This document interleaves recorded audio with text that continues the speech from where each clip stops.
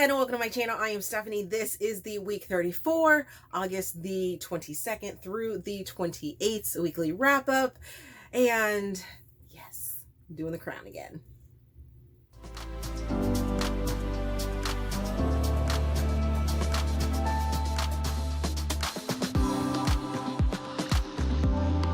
Okay, as you can see, I have my crown on because did I go and get another crown because I wanted it? Yes, I did.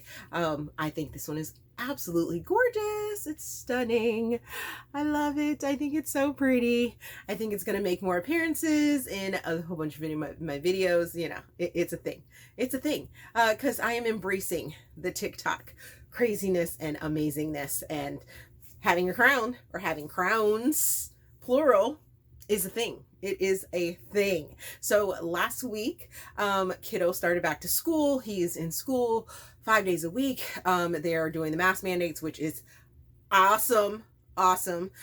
We are a vaccinated family. However, I don't trust what everyone else is doing out there. So I'm happy that our county is doing masks for inside and everything like that. So, you know, even if there is a issue or something like that, you know, they're verifying vaccinations, and I'm happy they are wearing masks. I'm happy that the kids are wearing masks or have to wear masks when they're in enclosed spaces where they cannot move away from each other to, you know, socially distance. It just gives me a little more comfort, I guess you can say. They were also issued computers so that they could whatchamacallit. So if for some reason they are shut down again, they would be able to just easily, in some ways, switch back over to online learning as they're going through maybe a shutdown or something like that. So I'm happy about that. I also figured out that I am old. I am so old. Oh my goodness. I got out of practice for when it came to getting him up in the mornings and getting him off to school and things like that. And it was crazy. It was crazy. I actually fell asleep in my chair while watching a television show last week. Yeah. Talk about tired.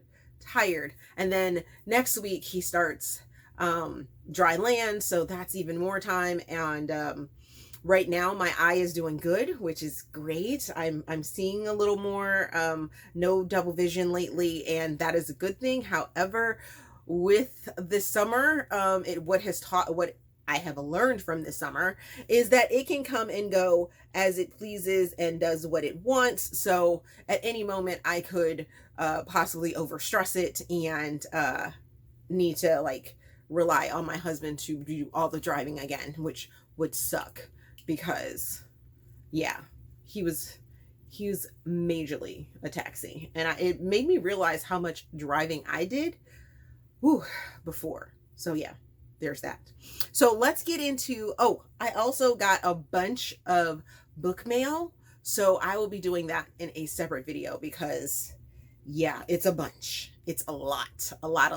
So you guys will see a early book haul video or book mail video here, and then it'll be released to the public later on this week or whenever it gets released to them. You guys will see it early because I'm going to be recording that after I finish this. So what did I read last week? I started the week off by reading Out of the Blue by Kathryn Nolan.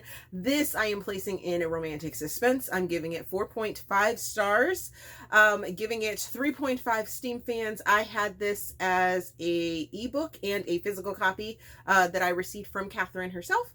And this is a second chance love story. It's also a bodyguard story. I am a sucker for bodyguard romances. I love them so much. And in this one we have Coop, who is a bodyguard, and then we have Serena, who is this she's a rising star in the surf world. That's where I wanted to go with that. So I've read other Kathryn Nolan books, and I know that Kathryn likes to put a lot of environmental and social justice that goes along with her writing, and I loved every single moment of it. So Serena is our surfer who gets this big brand deal, and in that she gets assigned a bodyguard.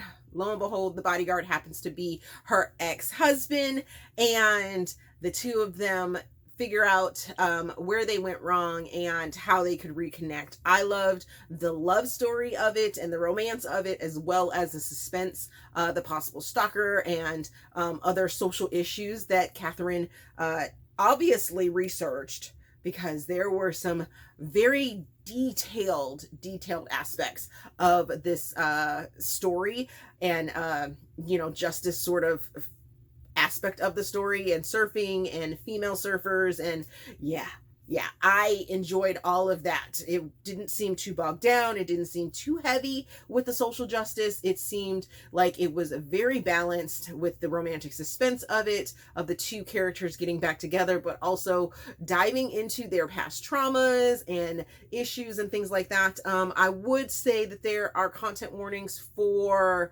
grief, because both of them are sort of grieving different aspects of their lives.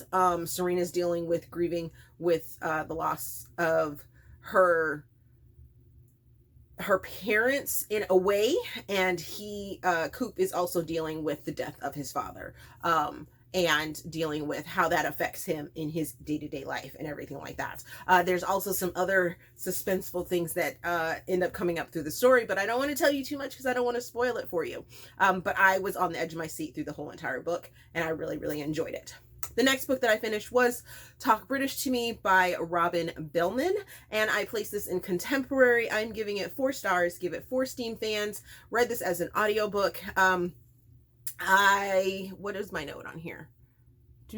Oh, I got this as a Hoopla bonus. As some of you may know, I use Hoopla a lot, and my library gives or does like a bonus section every month, or has been for a while, and they don't go against my borrows for the month. And I was like, oh, I need another book. Let me go ahead, and I don't see anything that's really catching my eye that I want to use a credit for, but at the same time, this one is offered and I might as well just jump into it. So who we have Teague, who is this young woman that is trying to sort of get out of the shadow of her family. She is the baby of the family, and they really sort of take care of her, and that was a little bit annoying, because it wasn't that they were trying to take care of her, it was she was constantly bringing up the fact that she wants to get out of her family. She wants to no longer be the baby. She wants to take care of herself and things like that. So it got a little bit overwhelming on that aspect, but for the most part, I really enjoyed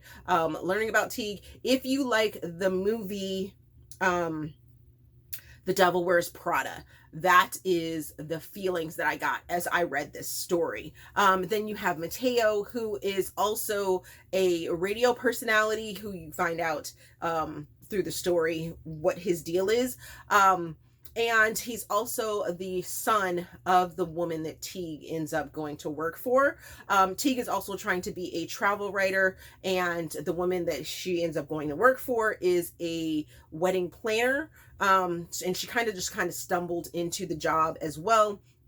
But she had met Mateo at a bar, and they kind of, had some sparks fly and things like that. So the reason that this book only gets 4 stars is because, 4 Steam fans, also 4 stars, is because it was very slow in the fact that there was a lot.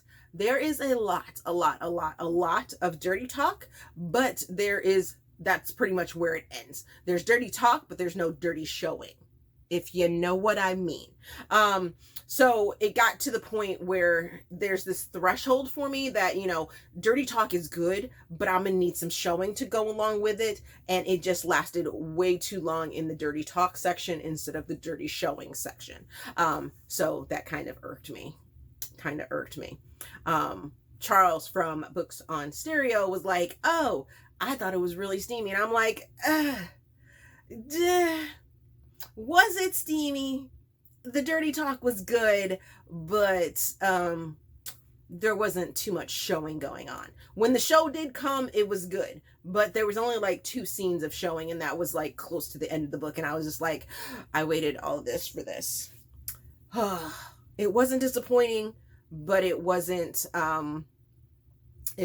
like pure bang either, to get the 5 Steam fans. Also, I think there was a lack of obscenities on Teague's part. Like, she would make up curse words that weren't curse words to put in place of the curse words, if you know what I mean. So that kind of, I don't know that she said very many dirty words. It was mostly Mateo that did all the dirty talking, like with the dirty words. Yeah. And I don't know if you guys know this. This is a little bit of a tangent, just a smidgen of a tangent. But when I use the term dirty, I don't mean it in a derogatory way or anything like that. So yeah, I like the word dirty when it comes to talking about my books, because that's just, yes, that's just me. I don't know why I said that. But the next book that I read was Tell Me You Want Me by Willow Winters. I placed this in contemporary. I give it 4.5 stars. I give it 4.5 Steam fans. There was just a little something that was missing for me to give it 5 Steam fans, but it was right there on the cusp. Ooh.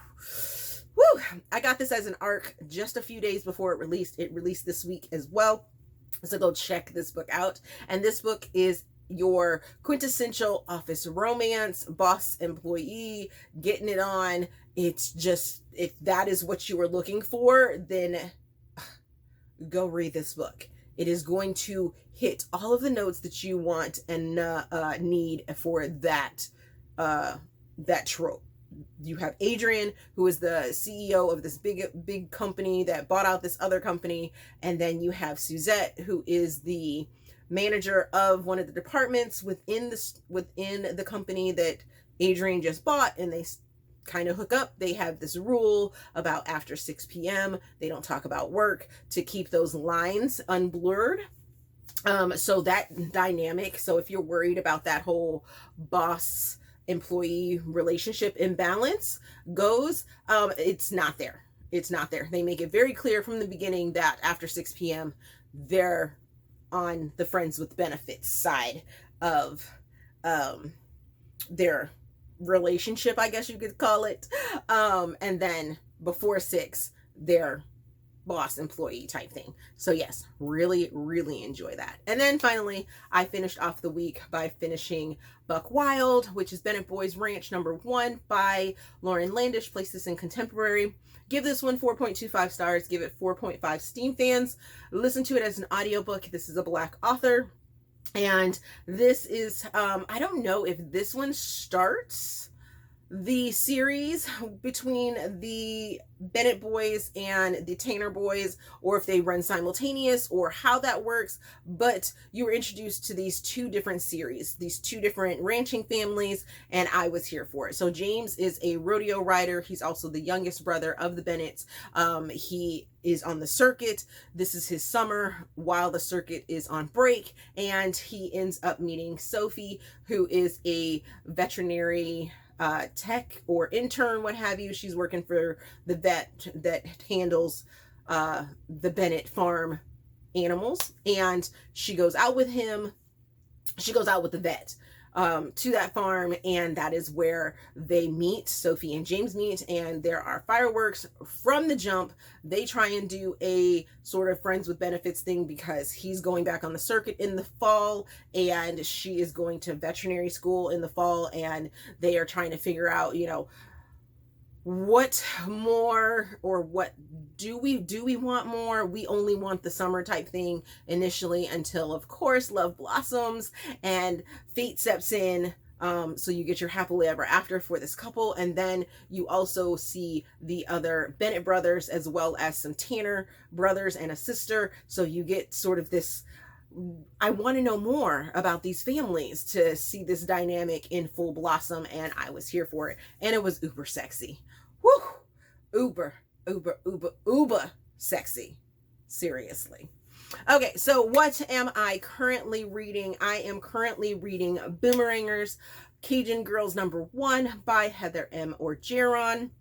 I'm also reading Doppelbanger by Heather M. Orgeron, which is Cajun Girls #2. It's a duet. I don't know if there's a third book or not, but I know these 2 books are out. I got these from Hoopla, and I will be listening to them. I will also be reading Wanting Mr. Kane by Shanora Williams. She did a TikTok that, oh my goodness, actually she's done a series of TikToks in regards to this series, and I am here for it. I'm just like, oh, yes, please. These TikToks are so amazing and just make you want to read the book even more. So I'm going into this series and gonna get all that goodness. It's a age gap romance, and this is a Black author.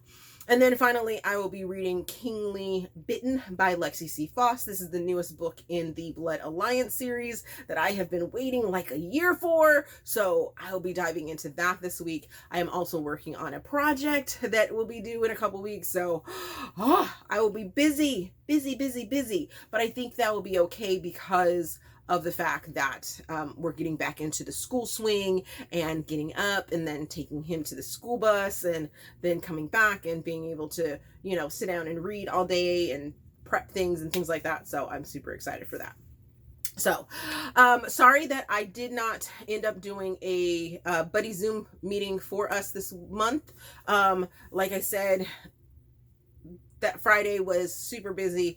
I was super tired. That first week of school kicked my butt, and I will have our September buddy read choices up, and hopefully you guys will participate in that one. I am thinking about instituting some other like things to add on, like maybe a live show or something like that. It depends on how my schedule goes when it comes to school and things like that. So there is that. But thank you guys for hanging with me, and I will see you in another video.